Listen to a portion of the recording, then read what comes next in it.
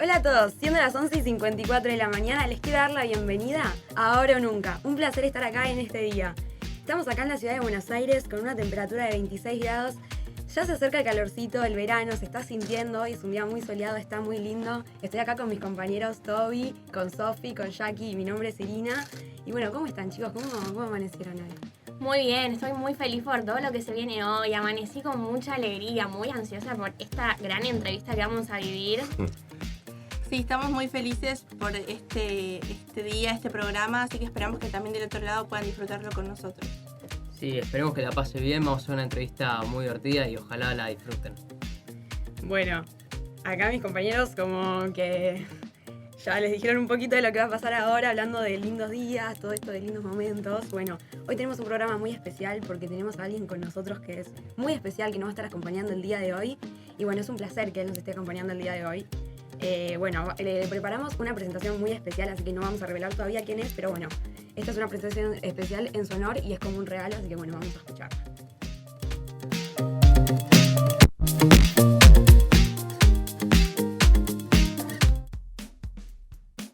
Nacido en Buenos Aires el 16 de enero de 1957. Tiene 65 años. Es actor, productor y director de cine. Debutó en el teatro cuando tenía 10 años junto a sus padres. Está casado con Florencia Vaz. Tuvo sus 2 hijos, Chino Darín, actor y productor. Y Clara Darín, diseñadora de indumentaria. Fortuna de tener los 2 hijos que tenemos, que son verdadero resultado de nuestra relación. Entonces en ellos mismos notamos cómo funciona la cosa. Una familia maravillosa. En 2016 ganó el premio Goya al mejor actor protagonista. Y el Goya para el mejor actor protagonista es para Ricardo Darín por Truman.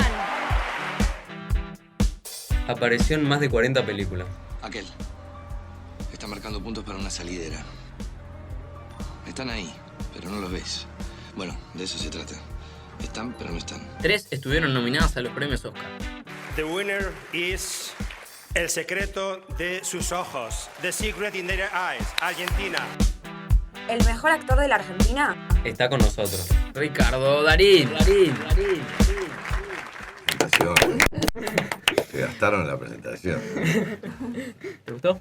Sí, me gustó, pero hay algunos términos que yo trataría de ser más seguro. El mejor actor de Argentina es un poco gordo el término. Hay muchos actores muy buenos y también agradezco el cumplido, por supuesto, pero seamos prudentes. Bueno, y nosotros te queremos agradecer a vos que estés acá. La verdad es un placer, un orgullo para nosotros, en serio. Bueno, ¿cómo estás? ¿Pudiste llegar bien? Sí, perfecto, porque tuve todas las indicaciones todavía y llegué, incluso creo que antes de lo... Sí, un poquito antes, ¿no? Y bueno, pero me gusta ser puntual. Bueno, la verdad que nosotros pensamos muchas preguntas y además un juego que lo vamos a hacer más tarde. Bueno, ¿qué te parece si vamos empezando con las Lo que preguntas? quieras. Yo estoy acá para charlar con ustedes. Bueno, contanos, tu último proyecto fue así, Argentina 1985. Sí. La verdad que tuvo mucho reconocimiento. ¿Cómo vos llevas ese reconocimiento que tuvo, ese furor que se siente? ¿Ya te lo esperabas? Bueno, no exactamente, pero sí, está teniendo mucha repercusión en muchos sentidos. Por suerte, en esa especie de tsunami de reconocimientos y de evoluciones, la gran mayoría son altamente positivos. Es una historia y una película que, creo yo, más allá de lo que nosotros pretendíamos, generó una repercusión que afortunadamente estimuló o empujó a que todo el mundo revisara lo que fue ese evento, en lo que fue el juicio de las juntas en 1985. Noto, me doy cuenta en la calle, hablando con la gente y demás, que movilizó mucho a la sociedad en el sentido de, sobre todo para los más jóvenes, intentar capturar mínimamente cuál fue la atmósfera que se vivió en ese momento. Noté que mucha gente fue a los diarios, a internet, a investigar cómo fue realmente, porque lo raro, lo extraño, bueno, suele ocurrir en nuestro país en otros aspectos, pero es que siendo un evento de tal dimensión, a pesar de eso, estaba de alguna manera medio como guardado en el cajón de los recuerdos, estaba subyacente ahí como debajo de la piel de la sociedad, y mis sensaciones que estaba esperando, digamos, que apareciera nuevamente sobre la mesa y emergiera. Porque lo noto en la movilización que produjo en muchas personas. Y es difícil interpretar a un personaje que ya existió, a esa persona que ya existía. Sí, yo creo que sí. Siempre pensé lo mismo, siempre pensé eso. Lo que pasa es que en este caso siempre me negué a hacer eso, porque, no sé, por prejuicios o por algún tipo de pudor o prudencia, por esta cosa de que es difícil que la ficción compita con la realidad. Pero en este caso me atreví, lo hice, porque me pareció que la historia, el contenido, el tema que teníamos que tratar era mucho más importante que los personajes que la componían. Entonces, eso un poco diluyó mi pudor o mi temor a no dar en la tecla. Por otra parte, lo que hicimos, y creo yo acertadamente, fue no buscar la copia, no buscar ir exactamente a tratar de imitar a la persona, sino tomar algunas características de esa persona y ponerlas en funcionamiento, digamos, básicamente buscando lo que nos servía para la historia, pero no imitarlo.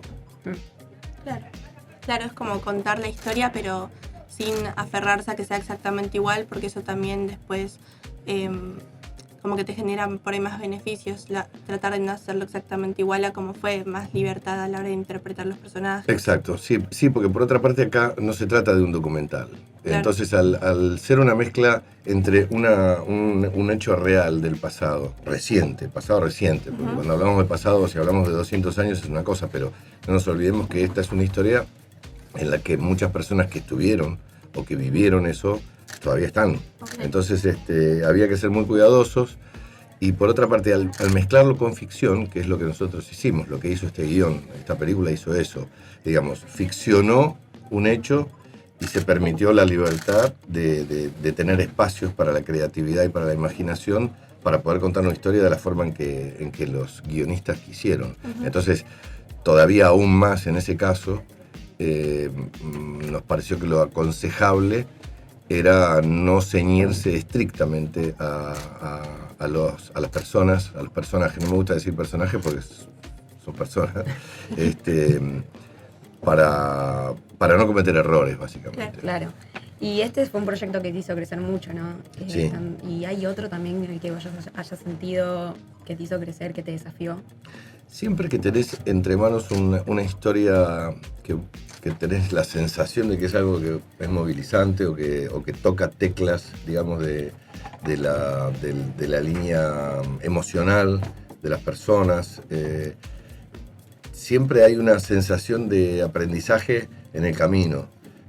A veces podés hacer una comedia simplemente y es mero entretenimiento y no va más allá de eso, pero cuando tocas temas importantes y los tenés que atravesar, primero investigás, tratás de acercarte con datos y con información a qué es lo que ocurrió, y entonces la sensación después de atravesarlo es que sí, te enriqueces a partir de, como ustedes cuando investigan algo, cuando van a buscar datos, informes, siempre salís de ahí enriquecido, y a la hora de intentar componer un personaje o de transitar una historia pasa un poco lo mismo.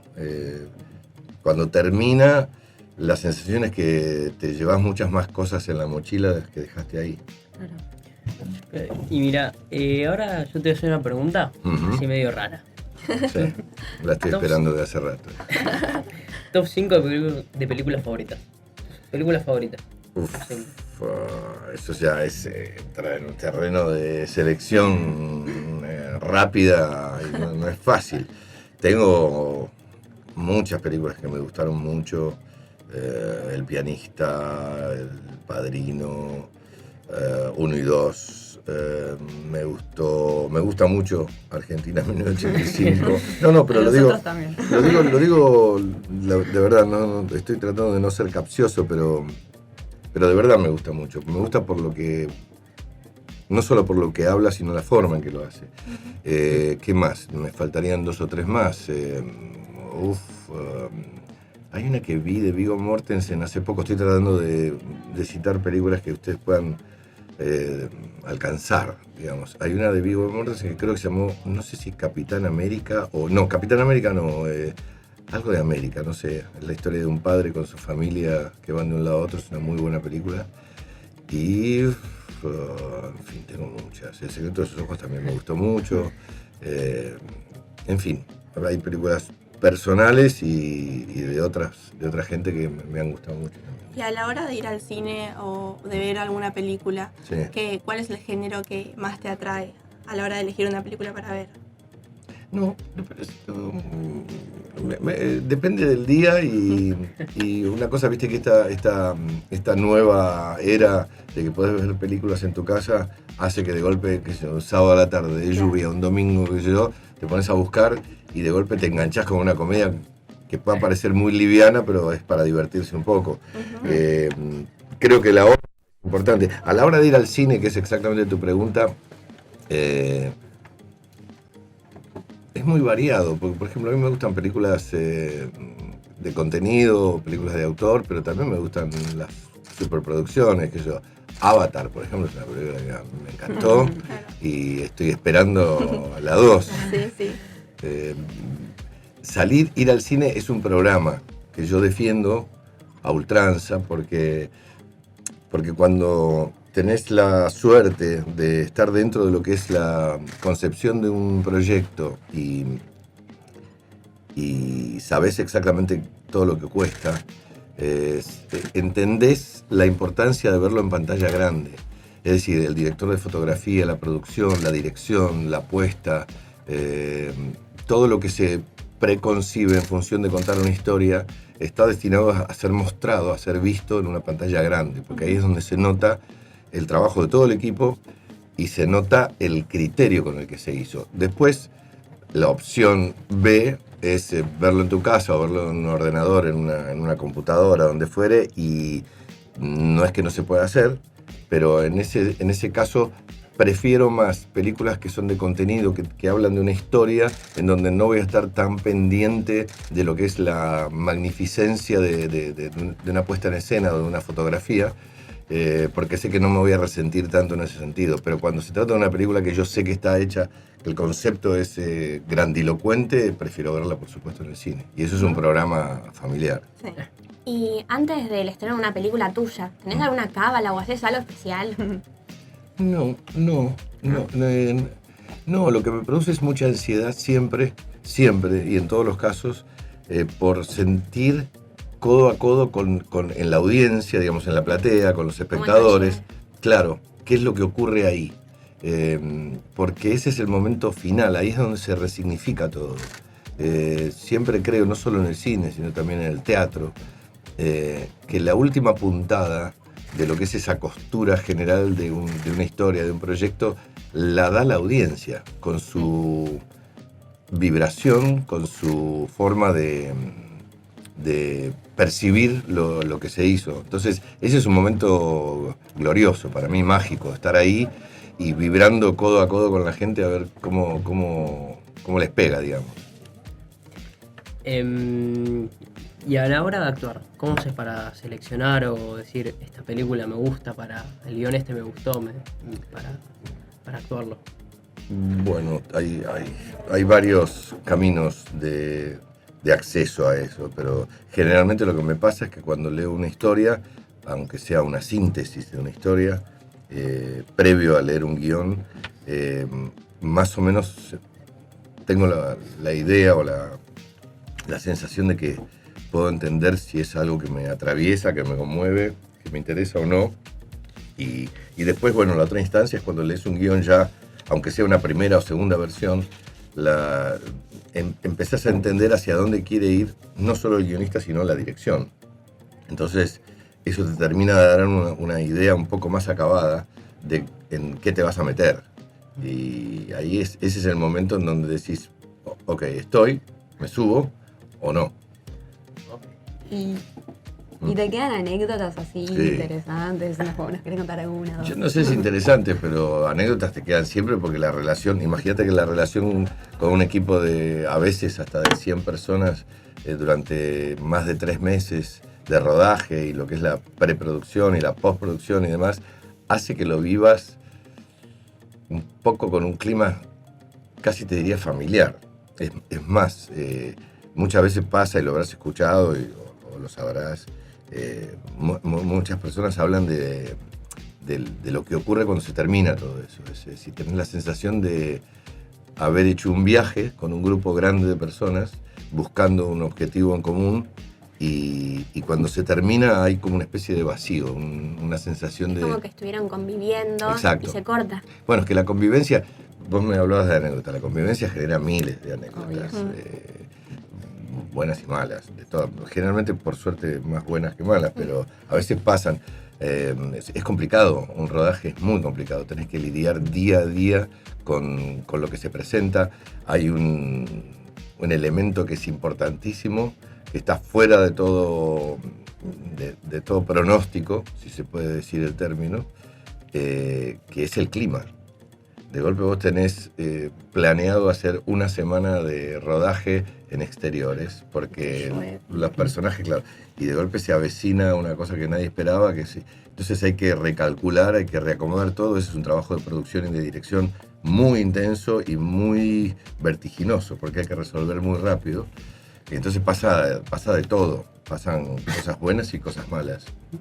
Hablando así de convivencia y de que haya un buen ambiente, ¿te tocó alguna vez trabajar con un director que no te gustó la forma en que te habló o que te trató? Sí, no solo a mí, sino a compañeros, a colegas o al equipo. Sí, me ha tocado un par de veces, lamentablemente más de 2 o 3. Y esa es una situación muy complicada, muy difícil, porque como decía recién, es un trabajo de equipo. Entonces la convivencia y la energía que circula entre todos los que forman parte de eso es fundamental. Cuando eso se corta o se rompe por algún motivo, es difícil recomponerlo.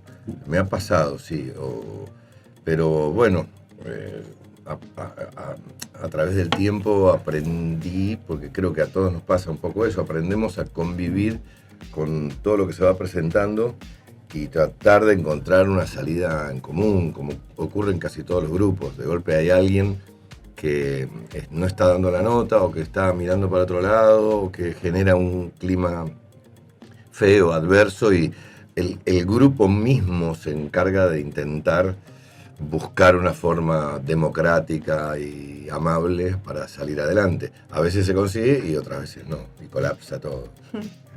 Para vos, que tu hijo haya seguido tus pasos como en lo actoral, ¿qué significa? Al principio significó un vértigo. Así, algo así como... Me dio un poco de temor. Que vos ya conocés la posta de lo que es. Pero más allá de eso, porque cuando él me lo planteó, que fue una noche que tuvimos una sobremesa y él con muchísimo cuidado y mucha educación me planteó, viste, con muchos reparos, ¿qué dirías, qué opinarías si yo te dijera que quiero ser actor? Yo sentí un golpe en ese momento, traté de, no sé si disimularlo, pero amortiguarlo un poco. No quería que él se llevara una fea impresión. Pero en realidad el vértigo fue porque lo que él planteó fue que quería probarse a ver si realmente era algo que le interesaba, le gustaba o no, porque estaba a punto de emprender otro camino, totalmente distinto, con el estudio. Entonces me pareció válido estimularlo, porque creo que todos, sobre todo a determinadas edades como las de ustedes, lo más importante es tratar de averiguar qué es lo que les haría felices. Más allá de lo que la sociedad indica, de lo que... de las... ¿cómo decirlo? Hay como una sensación térmica de que ustedes, en un momento determinado, tienen que decidir qué van a hacer el resto de su vida. Eso a mí me parece de altísima presión, altísima. No es aconsejable a los adolescentes tirarles semejante cosa por la cabeza. pero al mismo tiempo hay que estimularlos. Entonces, ¿qué ocurre? A mí me parece válido probarse, buscar, a ver qué es lo que adentro tuyo funciona y entra en conexión con eso que pretendes, más allá de lo que te diga la sociedad, más allá de la presión que te imponen de alguna forma por decidir no solo qué es lo que te gusta, sino con qué vas a lidiar el resto de tu vida. Entonces me parece muy válido que todos tengamos la oportunidad de averiguar dentro nuestro qué es lo que nos haría felices, porque en realidad no hay garantías de que si seguís este camino o el otro te va a ir bien. Pero si hubiera alguna posibilidad de tener una garantía, yo estoy más cercano a creer que es siguiendo un camino que te haga feliz, más que sea redituable, que es lo que muchas veces se busca.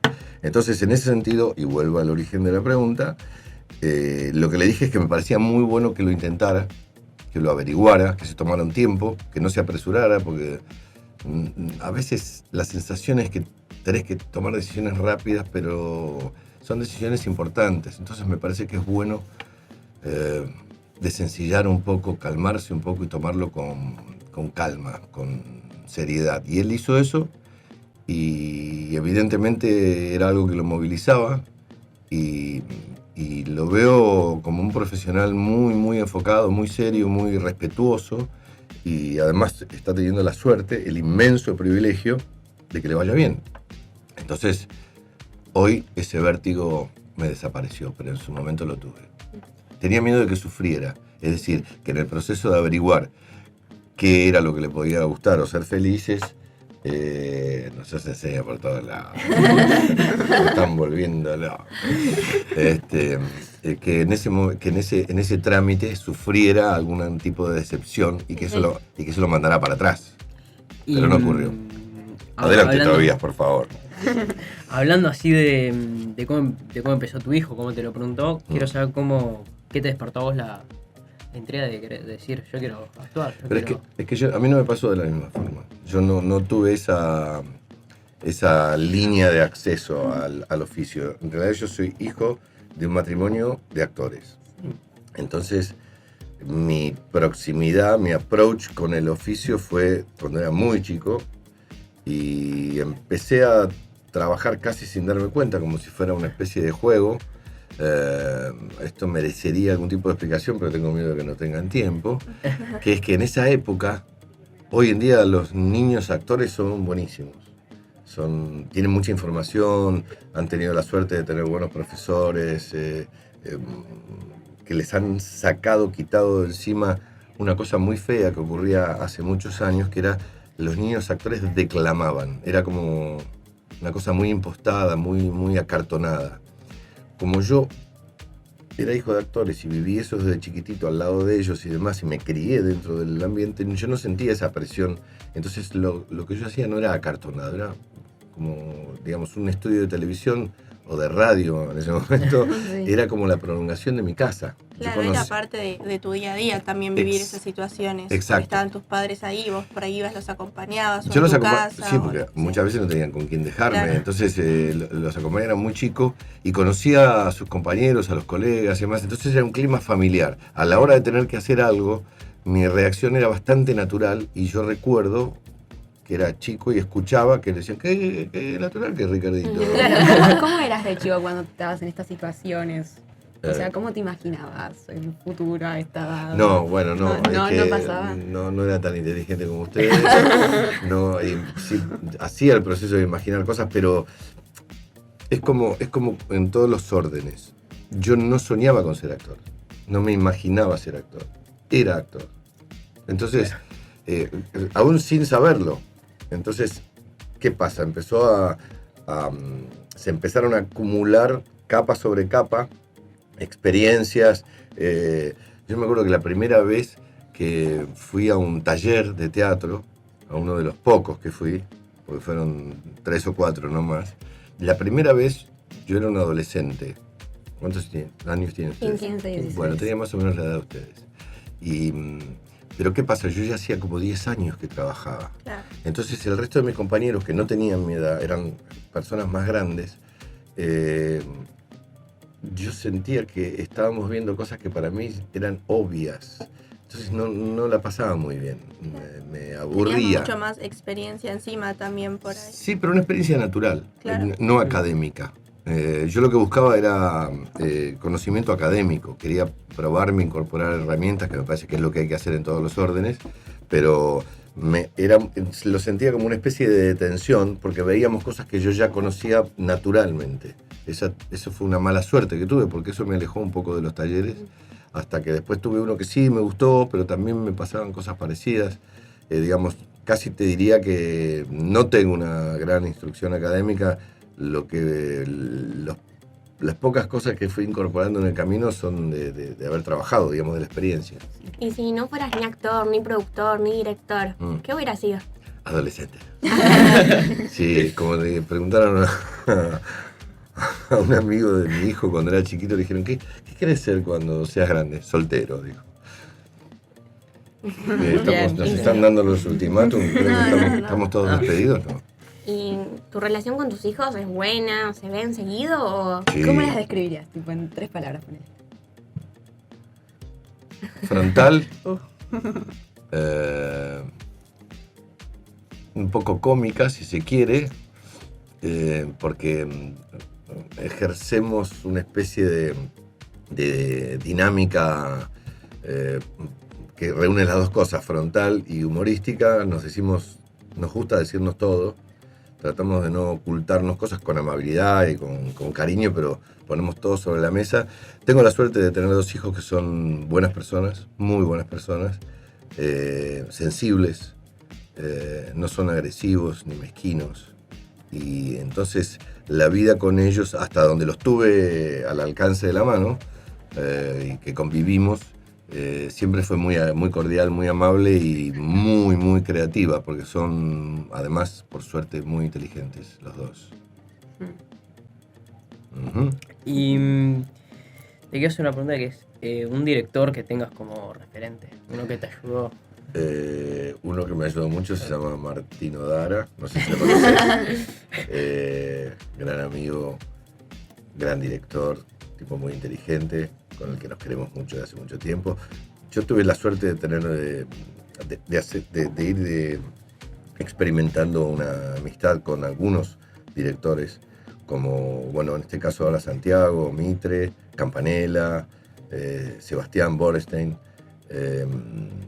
He tenido esa suerte, digamos, en el trámite de la dinámica del trabajo, aprender a conocernos y a respetarnos. Y entonces, cuando tenés la suerte de hacer un trabajo o más de un trabajo, 2 o 3 con alguien, ya empezás a tener la sensación de que te conoces con la mirada. Me encantaba, ¿no? Te conoces con la mirada, los gestos, quise decir. Y eso hace que todo sea mucho más fluido, mucho más amable, digamos. Y cuando ahora es una película que hayas actuado, ¿sentiste que no tuvo el reconocimiento que debería haber tenido? Sí, y cuando eso ocurre, lejos de enojarse, hay que tratar de averiguar qué es lo que no hicimos bien. A veces tenés una gran expectativa con respecto a qué es lo que va a ocurrir con una historia y, bueno, la realidad te indica que no todo el mundo sentía lo mismo. Claro, no solo eso, sino lo importante es tratar de ser fiel a uno mismo en ese sentido, contar de historias o meterte en proyectos que te movilicen y que te gusten a vos, y después, si tenés la suerte de que le gusten a los demás, bueno, eso es fantástico, pero muchas veces no pasa eso. A veces la sociedad está mirando para otro lado o simplemente no le interesa, o ahora estoy pensando más. Antes me podía llegar a incomodar más, pero ahora me inclino más por la primera versión que te dije. Hay que tratar de averiguar qué es lo que no hiciste bien y aprender de eso, porque en realidad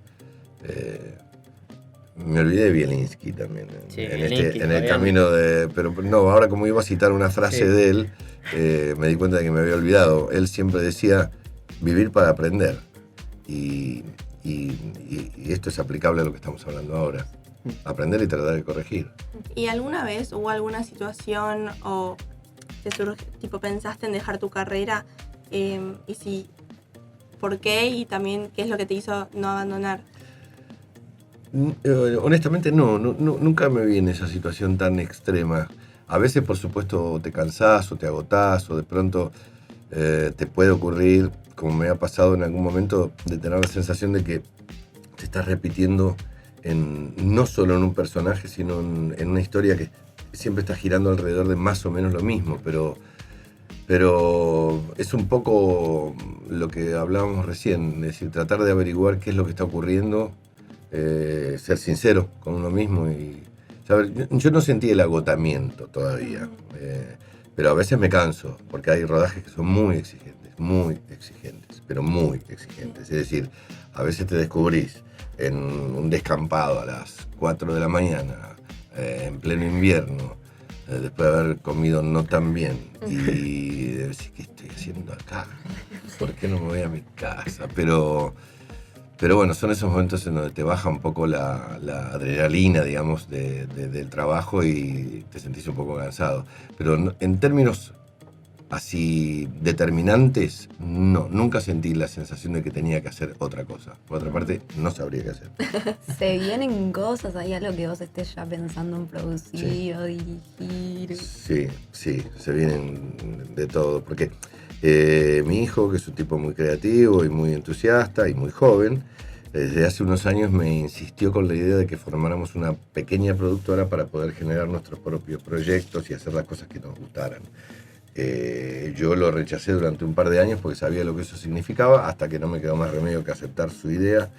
Le hicimos esta productora que hoy se llama Kenia, con nuestro amigo Federico Posternak, y yo no estaba equivocado. Es mucho más trabajo del que pensaba, es agotador si se quiere, pero por suerte, como nos va bien, tenemos una carpeta de 4 o 5 proyectos por delante que, a pesar de que son cosas que de hacerse se realizarían dentro de 2 o 3 años, son cosas en las que ya tenés que ponerle la cabeza, porque ya hay que escribir, ya hay que corregir, ya hay que diseñar y planificar muchas cosas. Entonces eso demanda mucho tiempo real y mucha energía.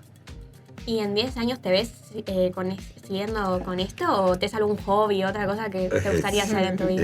Sí, tengo hobbies, tengo un montón, pero no sabría qué decirte. Tengo la sensación, pero esto me pasaba un poco antes de aceptar la propuesta de mi hijo, de la productora, de que con el tiempo lo que querés, si tenés, como en mi caso que soy un privilegiado, cierta estabilidad económica que no me obliga a tener que trabajar sí o sí, soñaba con trabajar cada vez menos, pero sucede que lo que estoy haciendo es trabajar cada vez más. Entonces mi plan a futuro es tratar de encontrar verdaderos espacios de lo que más me gusta hacer en la vida, que es no hacer nada. Y lo que se llamaría un saludable espacio de ocio para recuperar energías. Claro, y así en unos años, no sé, ¿te gustaría tener nietos? No puedo contestar esta pregunta hasta que venga mi abogado, porque significaría meterle presión a 2 seres que quiero mucho y no lo voy a hacer. Pero por supuesto, creo que es hasta casi, te diría, una cuestión inevitablemente humana, que es que sí, te gustaría darle la carita, a ver qué hace. Sí, pero no, yo confío mucho en que la naturaleza tiene sus propios tiempos y los seres humanos también, porque forman parte de ella, y me parece que estoy dispuesto a aceptar las cosas como se den, natural y amablemente, y no generar ese tipo de presión de me gustaría, porque creo que eso puede incomodar. Y volviendo a los proyectos que tenías, yo lo dirigiste una película. Sí. De señal. Sí. ¿Te gustaría dirigir? Sí, me gusta dirigir. ¿Te gusta dirigir? Sí, pues dirigí mucho en teatro y lo que ocurre también es que en nuestro oficio, cuando tenés un camino tan, digamos, poblado como es el mío, muchas veces no estás ejerciendo directamente el rol, pero estás involucrado. Sí, indirectamente estás. Claro, estás muy cerca del director, estás muy codo a codo, las cosas se discuten, se buscan puntos en común. Eso se parece bastante a dirigir, o por lo menos ejercitás un poco eso de la dirección. yo tuve la suerte de dirigir La Señal conjuntamente con tu padre. Fue una experiencia rarísima que tuvimos, muy buena, muy buena, muy rica por donde la mires, pero también es cierto que nosotros heredamos la dirección de esa película por el fallecimiento de su gestor, digamos, de quien la planificó, que era Eduardo Miñona. Tuve la suerte de que tu padre me acompañara en eso, porque cuando yo asumí el compromiso de reemplazar a Miñona, digamos, a tan poco tiempo de su desaparición, asumí un compromiso un poco imprudentemente, y entonces lo llamé inmediatamente a tu padre, que ya éramos amigos, y le dije: salvame, ayúdame con esto, porque yo sabía que él tenía un altísimo conocimiento técnico de todo y era lo que necesitábamos, yo no. Y por suerte él en el acto me dijo: contá conmigo, y lo hicimos juntos. Sí, tengo dentro del radar la idea de poder asumir la totalidad de una dirección. Ahora me siento un poco más habilitado, capacitado es un término muy grande, para encarar eso, digamos, con mucha más información, y digamos, me siento un poco más sólido para encararlo. Es muy difícil dirigir una película. Vos pensás que durante mucho tiempo, algo así como un año, o sea, la preproducción, el rodaje, la postproducción, lo que es todo lo previo y demás, un grupo enorme de personas te están preguntando solamente a vos todo el tiempo qué hacer. Y vos tenés que... saber. Sí, tenés que contestar, tenés que darles respuestas funcionales y creativas. Y entonces es una gran responsabilidad. Y me imagino que cuando trabajas en una película o en una obra, te haces amigos. Y hay algunos que son compañeros en cuanto a lo laboral, que te gustaría volver a trabajar. ¿Te pasó con alguno? Sí. ¿Con quién? Y me pasó con muchos colegas, con muchos compañeros en el camino. Siento eso básicamente, te diría, la mayor parte de las veces, con aquellas personas, con aquellos colegas que tienen una forma de trabajar generosa, de los que están atentos a cada punto, a cada dato, por muy ínfimo que sea el detalle, que te acercan, pero te das cuenta hace esto, probá esto otro que te puede quedar mejor y demás. Cuando notas que aparte de su trabajo específico, tienen un espacio para mirar lo que vos estás haciendo y lo que podrías hacer, y te aportan algo, eso te genera una gran empatía, una gran cercanía con esas personas. Me ha pasado con actrices y con actores, con Ana María Picchio, con Susi Pecoraro, con Peretti, por ejemplo. Peretti, que fue el coprotagonista de La Señal, es un compañero de ruta increíble, de una gran generosidad, con Germán Palacios. Son actores muy generosos y muy atentos a la hora de contenerte, entonces te dan ganas de volver a trabajar con ellos, siempre. Actrices, bueno, sería muy larga la lista, pero por suerte siempre tuve esa suerte de encontrar, porque creo que mi forma de trabajar es un poco esa también. Cuando tenés un espacio, más allá de lo que te toca hacer, en lo personal, tenés espacio para mirar al otro, para tratar de entender al otro y tirarle una mano, ahí se produce un circuito que es digamos, de una gran generosidad en el que todos nos enriquecemos. Eso es muy bueno. Sentirse así es una de las cosas más lindas que hay en el oficio. Y que no hayas trabajado, ¿hay alguno con el que tengas ganas de trabajar, que lo viste o actuar en una película o te escuchaste que esté bueno trabajar con él o ella? No, bueno, por ejemplo, yo tenía datos no solo humanos, sino profesionales de Peter Lanzani, porque es muy amigo de mi hijo y había estado en casa y demás. Me gustan las caritas de Manuel. Pero no había tenido la suerte de tener un ida y vuelta con él como colega, como compañero de trabajo, y la verdad es que me había generado un poco de curiosidad, y cuando aceptó conformar este equipo conmigo y con el resto de los actores en Argentina en 1985, sentí mucha curiosidad y entusiasmo, y la verdad es que la experiencia con él fue gloriosa, porque es un compañero muy generoso, muy amable y muy amoroso, muy cálido, de estar siempre ahí para apoyarte, para contenerte, para cuidarte, y eso es muy, muy satisfactorio, muy, muy lindo. Sentir eso es muy lindo. Qué bueno que pase eso. Sí, incluso ahora que estuvimos haciendo toda una especie de gira de presentación, digamos, por festivales y que viajamos mucho juntos. Este es un cliché, lo habrán escuchado miles de veces, pero es verdad. Viajando la gente se conoce mucho, porque tenés que resolver en el día a día, y notás quién está para ayudar y quién no, a quién hay que arrastrar, ¿viste? Porque tiene los pies pesados, y quién no, quién está al servicio de que las cosas sean más fáciles. Peter es uno de ellos, hace que las cosas siempre sean más fáciles. Mira, una pregunta más que tengo es, me dijeron que tenés una muy buena memoria. Era mejor antes que ahora, pero sí. Pero que te sabes muy bien los diálogos. Algunos sí. Quiero saber cómo haces. ¿O es algo instintivo que haces vos? Por ejemplo, ahora para el alegato final de 1985. Sí. ¿Cómo hiciste?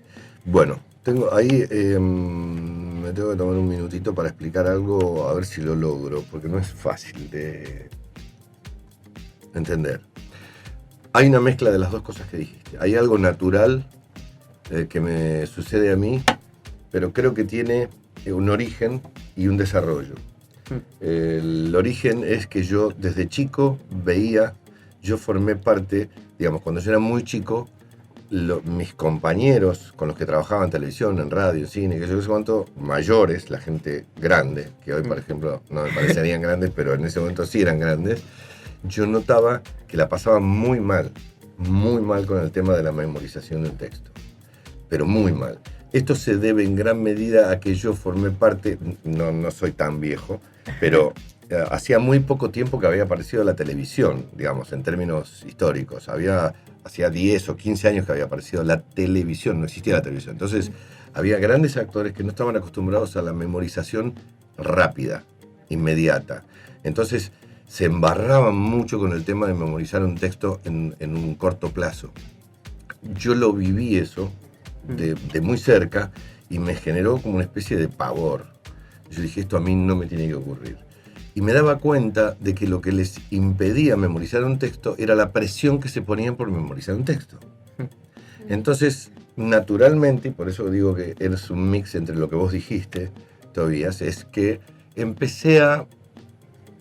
creo yo, naturalmente, empecé a entrarle a la memorización de un texto desde un ángulo distinto.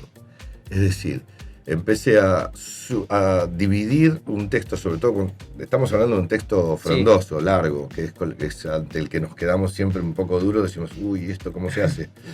Empecé a dividirlo por sectores. Y me di cuenta de que yo estaba mucho más cerca de memorizar si tenía muy claro el concepto de lo que estaba diciendo, más que de memorizar exactamente cada término. Entonces, hacía foco en el concepto. Una vez que entendí que el concepto lo tenía asimilado, me daba cuenta de que podía navegar dentro de ese texto, por decirlo de una manera perfumada, con más facilidad. Después, por supuesto, tenés artilugios como los hacen ustedes, separar por colores y demás, o ponerte llamadas o términos. Lo que sí sé, y me parece que esto sí es aplicable a todos los territorios, es que cuando te chocas con términos con los que te peleas, aunque no los puedas modificar, porque a veces pasa que no los puedes modificar, tenés que relatar un texto tal como fue escrito, hay que buscarle sinónimos. Porque cuando uno se pelea con un término, con una palabra, hay como una traba y hay un obstáculo. Entonces hay que buscar la manera de hacerlo amable para uno. Y me parece que la mejor forma de memorizar es quitarle toda la presión, todo lo que se pueda. Por supuesto que en la medida que si vos tenés que memorizar para mañana es muy difícil quitarle la presión, porque es natural esa presión. Pero igual hay que hacer el ejercicio de hacer como que no nos importa, porque la presión es lo peor que puede ocurrir con respecto a la memorización de algo. Y ese es un muy buen consejo. No Lo sé, vamos a tomar. Ojalá les pueda servir, porque yo creo que es aplicable a todo. Hay, por supuesto, estructuras que uno puede utilizar para intentar memorizar mejor algo, pero alejarse de la presión esa endemoniada que hay de que los tengo que aprender, y te sentís agobiado por eso, es lo peor, porque hay como una negación intrínseca y hay que superarla. Bueno, ya vamos con la última pregunta, que ¿vos estás orgulloso de tu crecimiento? ¿Te queda algún sueño por cumplir? Sí, no te podría decir exactamente cuáles, porque sería un poco irrespetuoso de mi parte, ¿no? Es decir, yo he tenido mucha suerte, soy un ser muy privilegiado, he tenido la suerte, la gran, inmensa suerte de dedicarme a lo que me gusta y que además los demás me abracen por eso y estén de acuerdo, cosa que no es muy frecuente. Entonces no tengo ambiciones en términos de, me gustaría ser tal personaje o tal historia. Me movilizan las historias con las que me voy encontrando en el camino, algunas otras que vamos creando.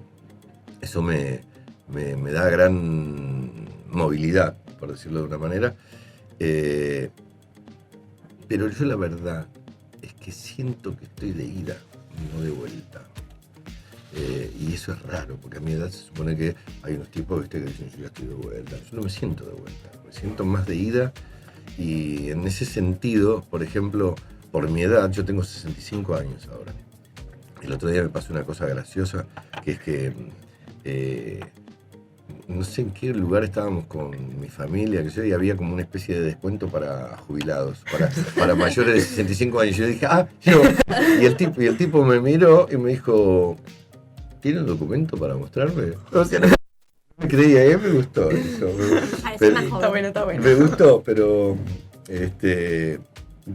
es una anécdota, pero la verdad es que, honestamente te digo, yo no me siento un jubilado en esos términos. Entiendo, respeto y admiro a la gente que ha hecho un camino muy largo y demás, y que necesita descansar y que anhelan la jubilación. Bueno, no en nuestro país, pues las jubilaciones son paupérrimas, pero la verdad es que yo estoy muy de ida todavía, tengo muchas cosas para hacer. Entonces, pero no sé muy bien cuáles. O sea, me voy encontrando en el camino y tengo proyectos y demás, pero no te podría decir, quiero hacer tal cosa. Y bueno, hay que seguir con la adolescencia, Me gustaría jugar mejor al tenis. ¿Tenis? Sí. Está bueno. ¿Deporte te gusta? Sí, me gusta mucho. Y juego, pero no soy bueno, soy medio perro. Se lo hace. ¿Y tuviste alguna, cambiando de tema rotundamente, Sí. alguna situación graciosa con algún fan o que te haya incomodado? No, sí, a veces sí, incomodado, sí. El irrespetuoso que irrumpe en tu vida te puede incomodar. Ya tengo mucha experiencia en ese sentido y trato de evitarlo. Estoy medio fóbico últimamente, pero sí, cosas graciosas. Me pasaron dos cosas muy graciosas. Una señora me paró en la calle hace 1200 años y me dijo, ¡ay, cómo te va! Yo soy tu ídola. O sea, se le habían confundido los términos por completo. Y otra señora también me dijo una vez una cosa que me encantó y que siempre la uso para bromear, que me dijo, ¡ay, Ricardo Darín, cuánto mejor se lo ve por televisión! O sea, le había parecido horrible cuando lo vio. Esas cosas te pasan porque hay como una especie de sinceridad brutal en la calle que a veces es divertida. ¿Qué haces cuando tenés un día libre? Nada. Como dijiste antes. Trato de no hacer nada, pero nada. En casa a veces se asustan, dicen, estuviste sentado. Bueno, lo que pasa es que yo nunca me aburro, porque me parece que cuando tenés la suerte o la oportunidad de estar solo con vos, es un momento muy rico, muy creativo, estar en contacto con vos mismo. Entonces no me aburro en ese sentido. Y me gusta relajarme, aprovechar para descansar mentalmente, te diría, más que físicamente. Pero eso se debe un poco también a la dinámica del trabajo. Nuestro trabajo, como les contaba hoy, cuando tenés proyectos para adelante, es estar pensando y corrigiendo textos y discutiéndolos y demás, y es un trabajo mental bastante duro, entonces es necesario descansar la cabeza. Lo que pasa en la pecera es rarísimo. La gente está haciendo señas. ¿Sabes?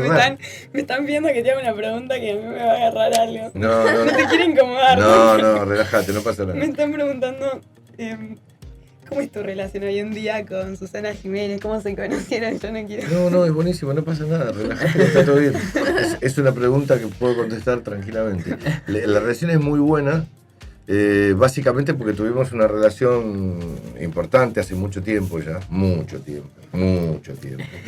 Pero cuando se terminó esa relación no fue por una pelea, sino por una especie de desgaste de la pareja en ese momento. Yo era un poco menor que ella y hoy en día, gracias a que no hubo peleas y que ella es un ser realmente muy amable conmigo, muy cálida, siempre lo fue y yo he tratado de hacerlo con ella. Tuve la suerte que además mi mujer Florencia, no me gusta decir mi mujer, sé que no se debe decir más mi sentido posesivo, no existe más, Florencia, pegó buena onda con ella desde el principio, entonces te diría que son más amigas entre ellas hoy que conmigo, entonces eso facilitó mucho las cosas y a pesar de que a veces discuto con ella mucho, porque soy de los que la tienen cortita, digamos, en ese sentido, porque a veces dice cosas que me ponen nervioso, la quiero mucho porque es un ser muy transparente y siempre fue muy derecha conmigo, muy generosa además. Entonces esos son pilares de una relación que difícilmente se puedan destruir. Y hablando un poco de tu mujer, de Florencia, Sí. ¿cómo es? Vos dijiste tú, yo no. ¿Cómo es esa relación en el día a día? ¿Cómo... Muy buena, es muy buena, siempre lo fue. Ella es una mujer extraordinaria para mi modo de ver las cosas, porque es muy lúcida, muy valiente, tiene un gran sentido del humor, es generosa, sensible, en fin, ¿qué voy a decir? La adoro. Pero por supuesto llevamos una relación muy larga desde hace mucho tiempo, conformamos una familia desde hace ya 30 y pico de años, entonces hemos pasado por muchas situaciones, pero gracias a su temple y a su forma de ser, y creo que a mi sentido del humor, hemos podido sortear algunos obstáculos y nos llevamos muy bien, tenemos una muy buena relación. Más ahora se nota mucho porque tanto el Chino, mi hijo, como Clara, mi hija, viven sus propias vidas, no en casa con nosotros, y quedamos mano a mano ella y yo con los perritos, y ahí es donde se nota si la relación es buena o no, cuando no estás, digamos, superpoblado de otras personas. Y sí, se nota que nos llevamos bien. Esto no significa que nos discutamos, o que de golpe ella no tenga ganas de matarme por algún motivo, porque siempre hay algún reclamo. Las relaciones conyugales son muy complejas y necesitan, creo yo, de una gran amabilidad, sentido del humor, generosidad y sinceridad, básicamente. Bien, y bueno... ¿Estoy aprobado? Está bien. Y bueno, estas son las preguntas que te Me parece maravilloso, estuvieron muy bien y me parecieron muy buenas preguntas. ¿Sí? Me gustaron y no me incomodaste en ningún momento. Te lo quiero aclarar para tranquilizar. Me quedo muy tranquila. Sí, por favor. Bueno. Fue muy buena la charla, de verdad. Espero que tengan mucha suerte y no sé, que sigan para adelante. Sí, tenemos un juego. Sí, bueno, tenemos el juego. Vamos a jugar, que lo juguemos. Primero hay que seguir con otra cosa y después viene el juego. Primero vamos a escuchar un tema musical. Muy bien, me encanta. Bueno, ahora vamos a jugar. Es un juego así, es el siguiente. Nosotros te vamos a pasar unos audios de alguna película, un diálogo bastante importante que vos hayas dicho en una película y vos vas a tener que adivinar de qué película es. Me agarro así. Perfecto, lo voy a intentar. Y si no la sabes, te podemos ir dando pistas de la película. Eso espero. O de compañeros. Eso espero que no. Y bueno, pero bueno, tenemos fe. Muy bien, a ver, empecemos.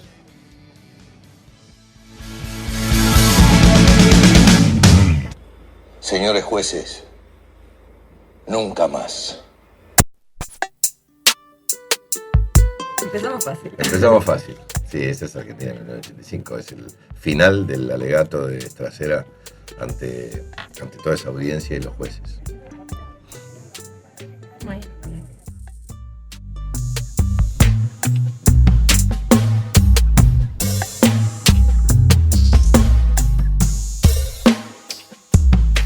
Porque están ahí y van a estar siempre, ¿eh? Chorros. No, eso es para la gilada. Son descuidistas. culateros, abanicadores, gallos ciegos, viromistas, mecheras, garfios, pungas, boqueteros, escruchantes, arrebatadores. 9 reinas, esa de 9 reinas, dirección de Bielinski, y el asistente de dirección era el señor Martín Odara. Es como... ¿Entiendes? Tenés que ver lo que son los ojos de él, Pablo. Están en estado de amor puro. ¿Vos te imaginas lo que debe ser un amor así? Sin el desgaste de lo cotidiano, de lo obligatorio. Eso es de El secreto de sus ojos. Muy bien. Es, dirección de Campanella. Juan José. Yo creo que deberías mandar a alguien a la dirección de donde me levantaron el auto para verificar que tengo razón. Después, en nombre del gobierno de la ciudad, pedirme disculpas. Porque tengo razón. Devolverme la plata del acarreo e indemnizarme por todo este tiempo que me están haciendo perder. Ese es de Relatos Salvajes, dirección de Damián Cifrón. Muy bien, ¿eh? Bien la Sí, memoria. sí. Bueno, pero esas cosas son tan conocidas que... Alguna difícil quiero. Los hijos de puta no se sienten hijos de puta, Antonio. No se levantan a la mañana, se miran al espejo y dicen, pero mirá qué pedazo de hijo de puta que soy. No sienten ninguna culpa. Eso es para los giles como nosotros. Bueno, la respuesta está ahí, precisamente ahí. Eso es la odisea de los giles. Sí, con dirección de Borenstein. Estuvo buena. Hay mucho puterío. No, mucho. Estuvo buenísimo. Es incómodo grabar con tanto puterío en la película. ¿Pero puterío en qué sentido? No sé, a la gente decirle hilo.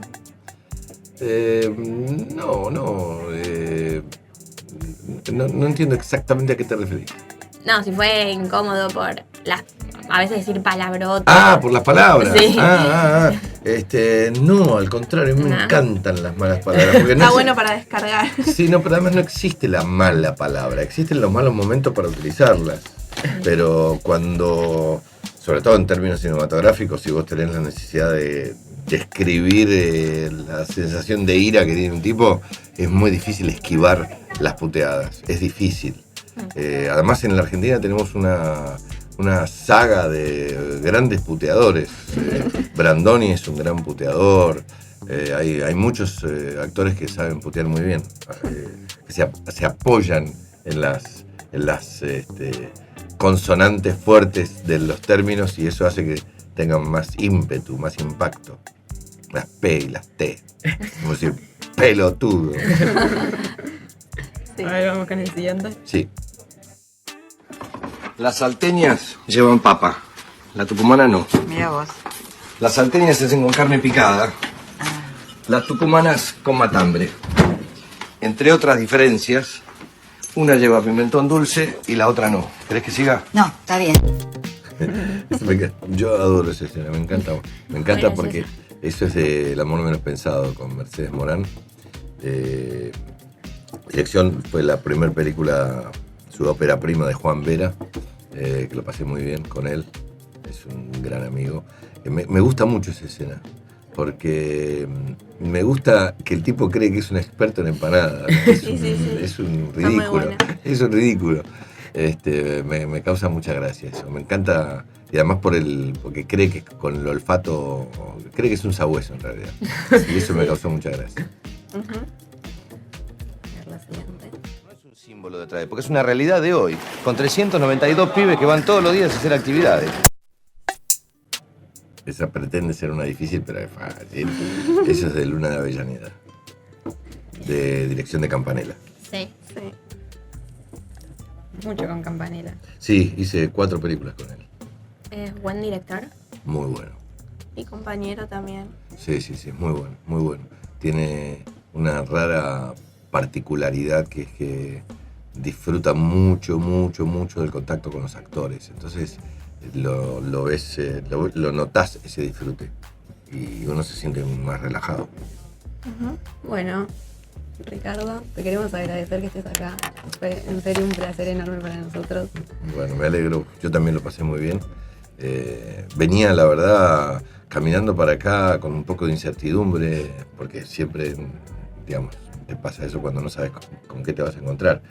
Pero por suerte me encontré con ustedes, que son maravillosos, muy cálidos, estuvieron muy bien y me encantaron todas las preguntas y cómo condujeron todo esto. Me encantó. Gracias. Gracias. A Gracias ustedes. por haber venido. A Gracias por ustedes. haber venido. En serio. Por favor, faltaba más.